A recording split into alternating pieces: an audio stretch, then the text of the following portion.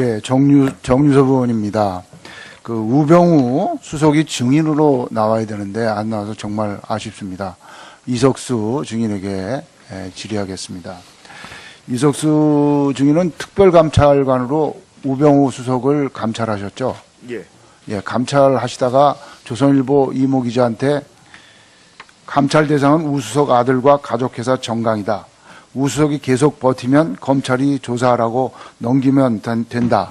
이런 발언을 하는 바람에 고발돼 가지고 사표를 내셨죠. 그런 기사가 나와서 그 기사를 이유로 고발이 돼서 조사를 받은 사실이 있습니다. 그렇죠.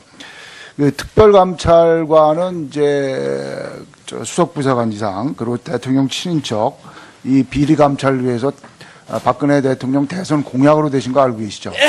예. 근데 성역 없이 이걸 감찰했다고 생각하십니까? 어떤 외압이 있어서 제대로 감찰을 못했다고 생각하세요? 특별감찰관 임무를 수행하시면서. 뭐 특별한 성역은 갖지 않고 다만 법에 정한 저희의 그 감찰 대상자와 대상 범위가 정해져 있기 때문에 그 범위 안에서는 적절하게 조치를 했다고 생각을 합니다. 예. 최순실도 감찰 대상이 됩니까? 그렇지 않습니다. 최순실을 보시거나 뭐 전화하거나 통화한 적은 없습니까? 최순실이라는 사람은 접촉한 적이 없습니다. 최순실은 왜 감찰 대상이 안 됐을까요?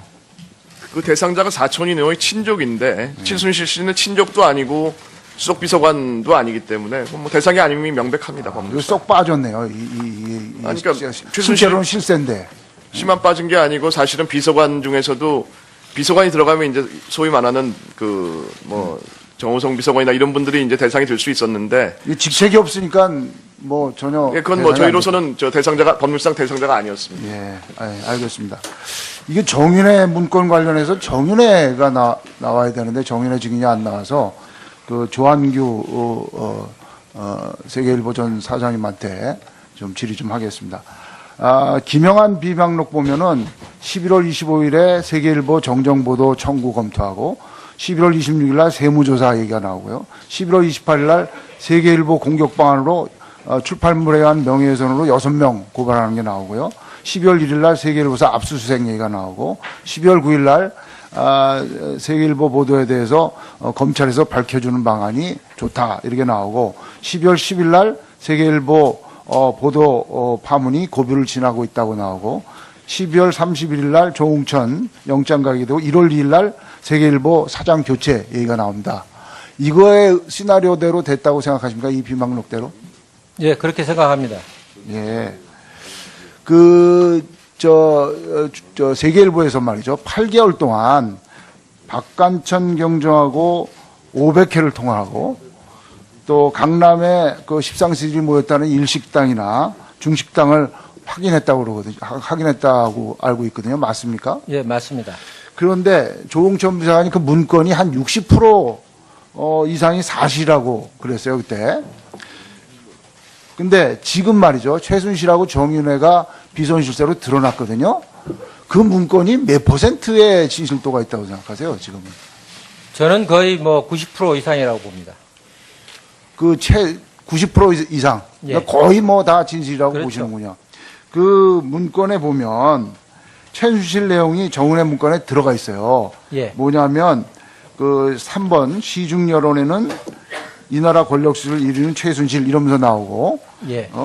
또 근데 이 모든 문건이 박근혜 대통령한테 서면으로 보고되고 비서실장한테도 보고가 됐어요. 예, 다 보고가 예. 된 걸로 알고 있습니다. 근데 김기춘 실장이 지난번에 우리 청문회에 나오셔가지고 정윤회 최순실 전혀 모른다고 그랬거든요. 이거 어떻게 생각하세요? 위증한 거라고 봅니다. 위장한 거라고 보시죠? 예. 그 정윤회가 누구야? 그리고 그렇게 자기가 물었지. 그 최순실은 정윤회 최순실은 전혀 모르는 사람이라고 얘기를 하셨는데 위증했다고 보시죠? 100% 위증입니다. 예. 또 대통령이 이제 이게 단순히 찌라시라고 그랬는데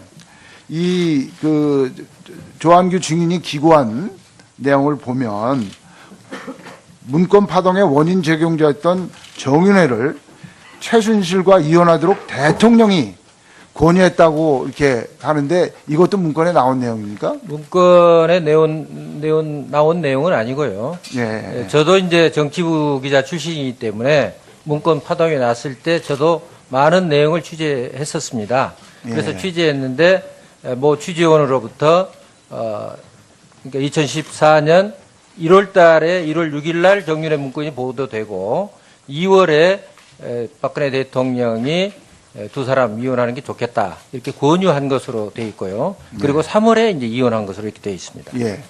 그러다 보니까 이제 비선실세가 두 사람이었는데, 예. 예? 두 사람이었는데 이혼해가지고 한 사람이 떨려 나가니까 이제 비선실세 두 사람 중에 한 사람인 최순실이 슈퍼파워가 된 거네요. 그런 셈이죠. 그렇죠. 예. 그러니까 최순실이 비선실세로서 모든 정권을 휘두르게 된 거네요. 그렇게 봅니다. 예. 지금 말이죠. 예. 아직 그 당시에 예. 정은혜 문건의 입수 경위에 대해서, 세계일보나 이런 데서, 안 밝히고 있거든요.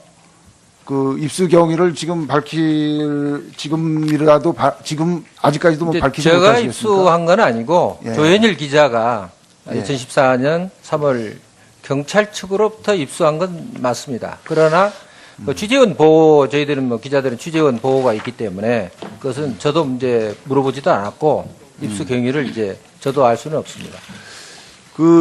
지난 10월인가요? 10월 말인가? 그 최순실이 독일에 있을 때 예. 세계일보가 단독으로 그걸 뭐라 그래요? 뭐 독점인가요? 독점 인터뷰를 했어요. 예. 그게 어떤 뭐 특수한 커넥션이 있는 겁니까? 세계일보하고 그 최순실하고 다른 언론기관은 찾지도 못했는데 세계일보는 가서 독점 인터뷰를 했거든요. 저도 그 기사를 보고 상당히 충격을 받았습니다. 왜냐하면 제가 재직할 당시는 정윤회 문건을 보도해서 세계일보 위상이 상당히 올라갔었는데 이 최순실에 대해서 우호적인 인터뷰를 하는 걸 보고 제가 사실은 경악을 금치 못했죠. 이게 어떻게 된 일이냐. 예, 정인섭 의원님 수고하셨습니다. 다음은 더불어민주당 박영선 의원 신문하십시오. 2014년 3월. 2014년 3월쯤. 예. 그럼 지금 문건 유출 경로에 보면은 그때 그 검찰의 수사 결과는 오늘 정인으로 출석해야 될 우리 한일경위가 박관천 정인이 갖고 나온 문건을 복사를 하고 그 문건을 최경락 경위한테 넘기고 그것이 조현일 기자한테 넘어갔다. 이런 식으로 그림이 그려져 있는데 이 결과에 대해서는 어느 정도로 신빙성이 있다고 생각하십니까? 저는 그 믿을 수가 없습니다. 왜냐하면 그리고 또 그 입수 경위, 저희 쪽에서 입수한 경위에 대해서는 제가 보고받지 않았기 때문에 그러면 당시 검찰의 그 수사 결과 발표를 우리 조항규 정의는 믿지 않는다. 그렇죠. 그 말은 우리 한용걸 당시 논설위원이 마찬가지로 인터뷰한 내용에 보면은 그 한일 경위가 복사를 해서 그 최경락 경위한테 넘겨준 그런 내용들은 허위 진술이었다고 이렇게 지금 인터뷰한 내용들이 나옵니다. 네. 그러면 경찰청 관계자 같으면 적어도 최경락 경위는 아니다 이 말인가요?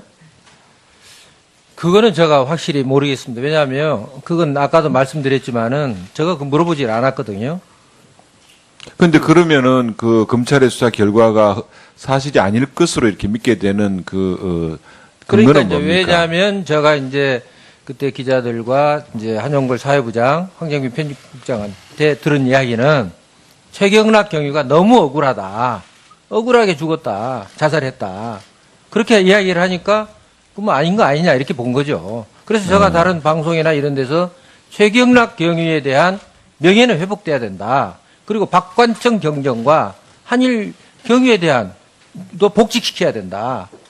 그리고 저희들이 이 기회를 통해서 말씀드린 거는 경찰 쪽에서 그 보고서를 보고 이게 나라냐 이렇게 생각을 해서 조현일 기자한테 알겠습니다. 전달한 거기 때문에 상당히 그것은 애국심이 있는 경찰이라 저는 그렇게 생각합니다. 지금 8건의 아직까지 미공개된 문건을 갖고 계신다고 얘기를 들었는데 맞습니까?